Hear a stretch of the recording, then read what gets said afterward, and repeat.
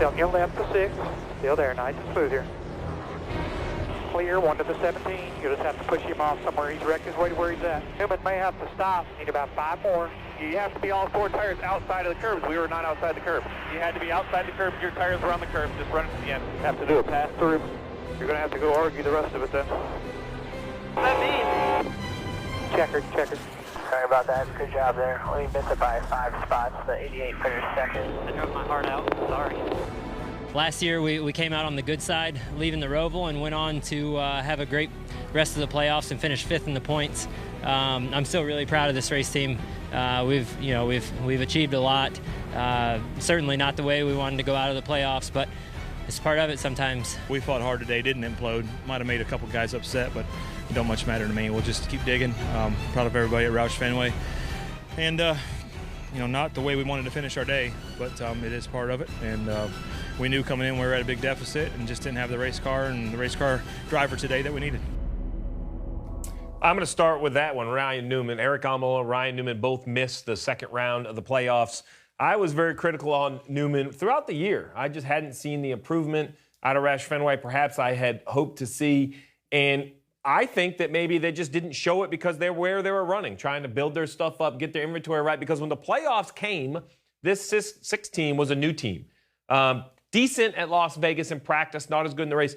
Outstanding at Richmond. I didn't give them a chance to run as well as they did. And at times on Sunday, I was pretty confident Ryan Newman was going to make me eat my words and he was going to move through. He ended up making that mistake. We saw it in there of missing the chicane. But I think that was just the final touch of what he said. I just don't think they had the car. He blames himself, I think, a little bit of overdriving because he's trying, right? He's trying to put this team on his shoulder and take them into the second round. I don't ever blame a guy for that.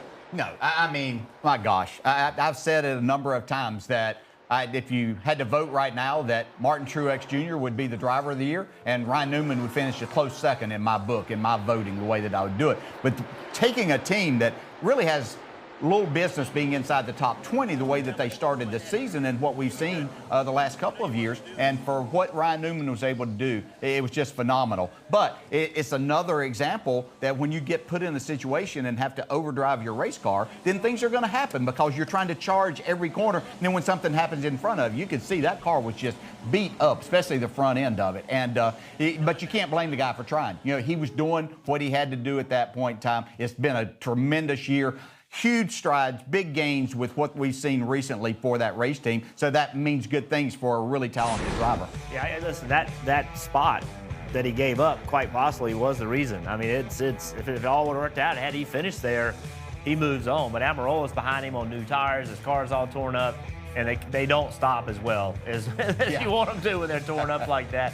And I'll say something else. So if you're Roush Fenway and you're trying to dig out of the hole that they're in, how much effort can you really put into a road course program? Yeah, no, you're right. True. Right, so you go to Charlotte on the Roval, you're disadvantaged because everybody you're racing it with, they're able to put more effort into more places. If you're spending a lot of money on your road course program when you're been off like you're on 1.5 miles and the short tracks, like that's not smart. Right. And so, they go there, have with some momentum, building better cars, but probably not the road course program because it's just not something they could put emphasis on. Yeah, and I think Eric Almirola and their team, they kind of got themselves behind there. They pitted a little too late. They're late in the race with one of those. They were a caution or two back that if they would have made that decision early, I know they had a strategy, read what the crew chief said, that they had a strategy and they were going to stick with that. Well, I think circumstances sometimes have to change your mind. You're a crew chief, not me.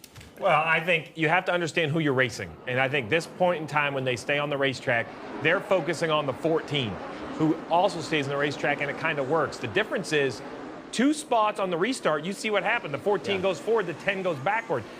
3 corners, Jeff, and now he is the guy on old tires with new guys on his heels. I didn't like staying out. I loved coming the second time. It's always easy on Monday to say when you should have pitted. That's right. That's right. I think that the moment, the final stage, it just got away from them. Just like you said, they had a plan. That ended up not being the right plan. Sometimes, the guy that's in the biggest trouble has the most to lose. He takes the biggest gamble, and it pays off. And that's kind of what happened with the cars he was going against. And Eric Almirola, in the end, just didn't have the type of round. Forget day, he just didn't have the type of round. That, he missed it by 5 points. That's 5 positions in any stage, in every race. I mean, Las Vegas, Richmond, it all didn't happen just at the Roval. All those races paid the same amount of points as this race did. That's right. But let's go back and let's look at the cars that he was with when he pitted. So if you look, there's Eric Almirola. Look right in front of him. Yeah, right. Yeah. That's Clint Boyer. You said it. So that's the car he's racing. So I didn't think this was a bad call to stay out because he was in good position. Boyer stayed out, Almirola didn't. But Almirola, on his own admission, did not get a good restart. And when he didn't get a good restart, he now is in this. And all of those people have tires. So he's racing the 14 until then. That's correct. The launch, the restart that he was not able to execute for whatever reason, and Clint Boyer that was the difference. Because had he not gotten in the middle of 2 wide, 3 wide, with momentum coming from behind with newer tires, he may have been okay. And that shows you how every single thing matters. Right? Clint Boyer on the same tires was able to make it happen, and Eric wasn't. Now I'm not saying it was all his fault. You get in the wrong line and you just can't go. But that's those little small things, man. And one guy's going on and the next guy's not. But I think the best way to get better moving forward is understand how it didn't work for others in the past. And my point is that moment for Eric Almirola went awry. We're heading to Dover this week. Sharpen your pencils and pay attention because we could have a cycle of cautions. You could be on the wrong cycle of cautions. 5 positions, 5 points. I don't know what the average number is, but how cutoff races, it's got to be single digits, right? We eliminate more drivers with single digits than we ever do with a blowout, and it's just hard to understand where all those points slipped away. And I felt bad for the crew chief of the 10 because I heard it on the radio. He knew.